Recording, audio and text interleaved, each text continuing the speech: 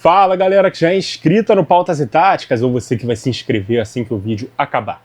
A análise rápida de hoje é sobre o Corinthians de Dorival Júnior, o ex-técnico da seleção brasileira, que topou o desafio de assumir o clube de segunda maior torcida do Brasil num momento de ebulição fora de campo, passando por transfer ban, impeachment de presidente, crise financeira e zerando assim os 4 clubes grandes de São Paulo, trabalhando em todos eles. O time alterna boas e mais partidas no Brasileirão, mas eliminou, por exemplo, o Palmeiras da Copa do Brasil e está tentando classificação para as semifinais, dessa Copa, desse torneio. Inclusive nessa semana aí, nós vamos ter a definição aí dos 4 semifinalistas. Vamos sacar aqui a nossa prancheta, checar o nosso enquadramento, ver se está tudo certinho. Acho que sim. E falar sobre esse time base do Corinthians que vem jogando com esse esquema tático que é bem semelhante, para não dizer que é igual, o do Ramon Dias, seu antecessor. O goleiro é o Hugo Souza, Mateuzinho na lateral direita, André Ramalho e Gustavo Henrique na zaga, Matheus Bidu na lateral esquerda. Ranielli, Charles, Maicon e Rodrigo Garro são os 4 meio-campistas. E o Yuri Alberto, mas como ele está lesionado, o Gui Negão vem jogando no lugar dele. E o Memphis Depay são os 2 atacantes. Esse elenco ainda tem nomes como os volantes José Martínez e André Carrillo, ambos machucados, passaram por cirurgia recentemente. O também atacante Kaique Ferrari, que apareceu algumas vezes como titular nas ausências do Depay por lesão. Além dos zagueiros Félix Torres e Kaká, o lateral esquerdo Angileri, o meio-campista Breno Bidon e os também atacantes, Ángel Romero, Thales Magno e Vitinho, esse último trazido nessa última janela de transferências. O Dorival manteve a estrutura do 4-3-1-2, um losango de meio campo, que era o sistema base do técnico Ramon Dias, como eu abri dizendo. O argentino às vezes variava a forma de jogar para um sistema com 3 zagueiros. Perdão, solucei. E o sistema de 3 zagueiros é algo que o Dorival faz bem menos. Esporadicamente, um jogo ou outro, ou numa variação durante o jogo, ele pode até implementar, mas normalmente é realmente o 4-3-1-2, que ele inclusive usou também no Flamengo, na última passagem que ele teve por lá. Saída de bola, o time segura o lateral do lado da jogada, na saída de 3 junto aos zagueiros, e libera o lateral do lado oposto para subir da amplitude. Normalmente o lateral direito é quem fica de base, e o lateral esquerdo sobe para o ataque, beleza? E por falar nisso, quem se posiciona aberto do lado da jogada, no meio, é o vértice do losango, que joga pelo respectivo lado, ou seja, se é o direito aqui que está ficando de base, esse jogador aqui, que é o vértice lateral desse losango, é quem abre aqui para poder ser esse jogador da amplitude. Antes do Carrillo se machucar, era normalmente ele quem fazia com frequência. Agora é o Charles que pode aparecer por ali, por exemplo.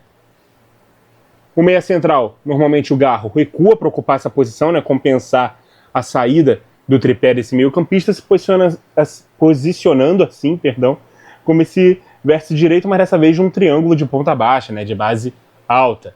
Então, sendo assim, nesse momento de saída de bola, o time pode variar para esse 3-1-4-2, beleza? Com variações para um 3-4-1-2 na fase ofensiva, que à medida que o time vai avançando, o primeiro volante do time, o Ranielli, pode ficar mais fixo e mais próximo dos zagueiros.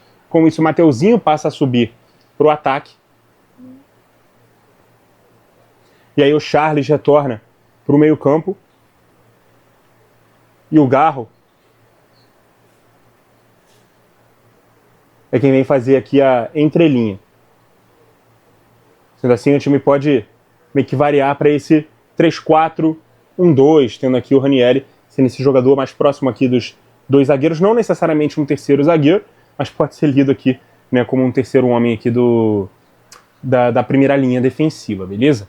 O trio de frente tem liberdade para criar jogadas, trocar de posição, circular na frente dos marcadores. Essa é a grande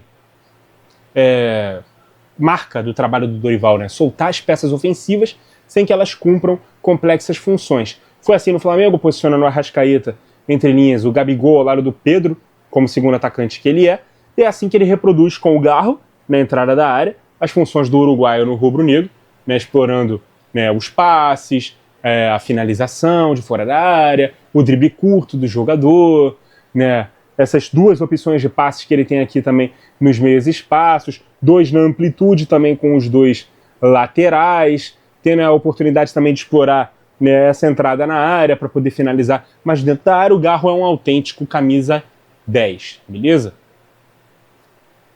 Deixa eu descer aqui. Mas diferentemente do Flamengo, onde ele tinha assim, o Pedro, que era um camisa 9 mais fixo para poder jogar de pivô, e o Gabigol sendo esse cara aqui que flutuava, né, mais, né, nas costas dele. Aqui ele tem dois segundos atacantes que se movem por todo o campo.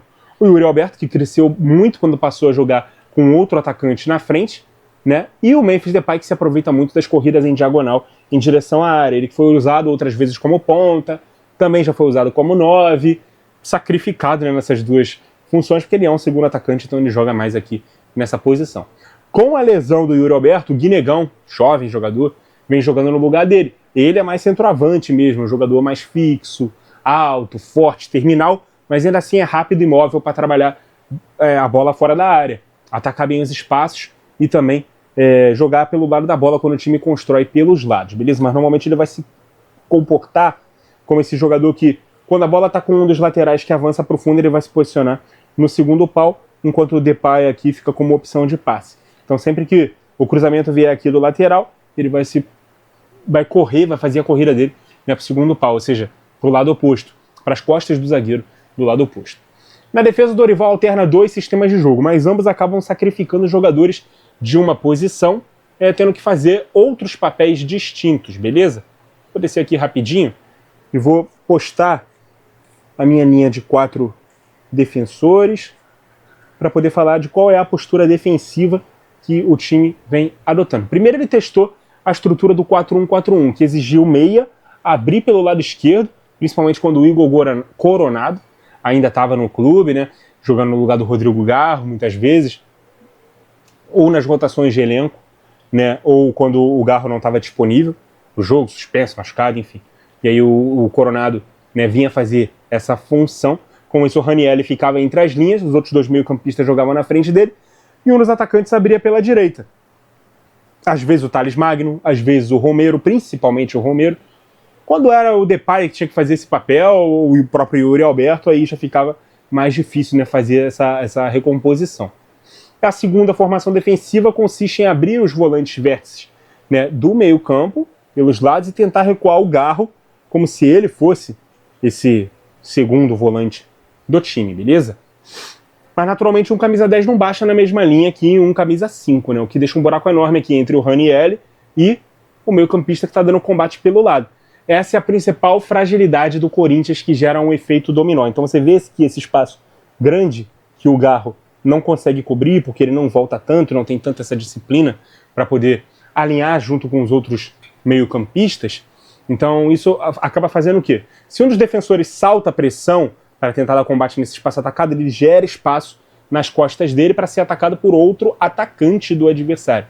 Esse espaço normalmente é aproveitado, né, o que acaba fazendo com que esse outro zagueiro tenha que fazer a cobertura do outro zagueiro, né, do companheiro de posição, e aí abrindo um outro espaço para que outro jogador infiltre por aqui. Vou colocar aqui 2 exemplos para a gente ter aqui uma noção. Esse jogador recebe a bola por aqui. Se ele tem um combate desse, esse vai se movimentar para esse espaço. A bola chegando nele e esse precisando fazer essa cobertura, vai ter um outro jogador aqui para poder receber a bola livre. O Corinthians toma muito gol assim, principalmente por conta desse buraco no meio-campo que acaba fazendo com que, né, outro atacante ganhe espaço para receber um último passe e também conseguir finalizar. Uma tentativa do Dorival para resolver esse problema é avançar o Garro ao lado de um dos atacantes para o primeiro combate e ocupar o lado do campo com o recuo de um dos atacantes. Esse recuo também não é feito da melhor forma, beleza?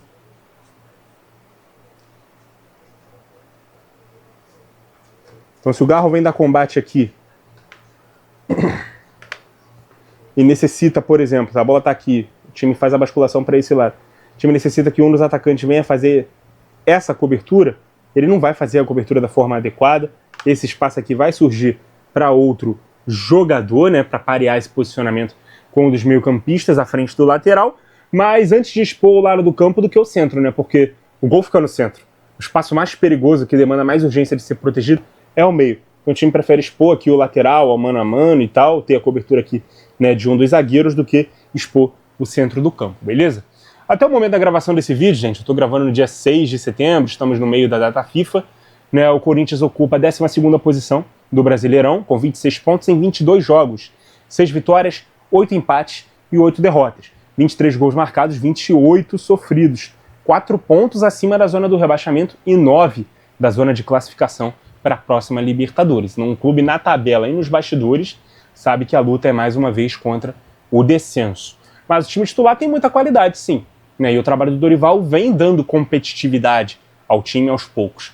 Não à toa a equipe eliminou o Palmeiras da Copa do Brasil, vencendo os 2 jogos, sem tomar nenhum gol do arquirrival. No confronto mais recente pelo Brasileirão, empate em 1-1. E no primeiro jogo das quartas da Copa do Brasil, diante do Atlético Paranaense, na Arena da Baixada, vitória por 1-0. Até a data que esse vídeo está indo para o ar, provavelmente eu devo postar numa segunda-feira, né, o segundo jogo ainda não vai ter acontecido. Mas o Timão joga em casa, tem a vantagem, enfrenta um adversário que passa maus bocados na Série B e, não deve tratar a classificação para o top 4 como prioridade, mas ela deve acontecer, beleza?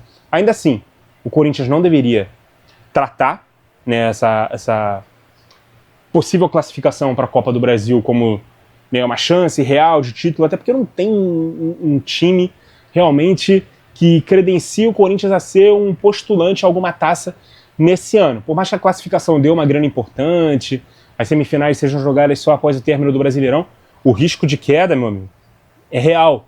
Então, pontuar no campeonato nacional é preciso, tem que ser a prioridade. A chance de um título de primeira grandeza existe, como eu disse, mas é improvável.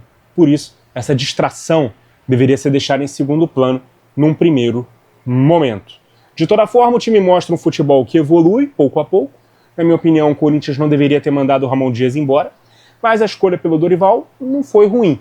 Ainda precisa acertar a defesa, mas a manutenção da plataforma, que estará melhor de seus jogadores mais ofensivos, foi um grande acerto. Muito obrigado a você que acompanhou o vídeo até aqui. Continue ligado no nosso canal. E até a próxima!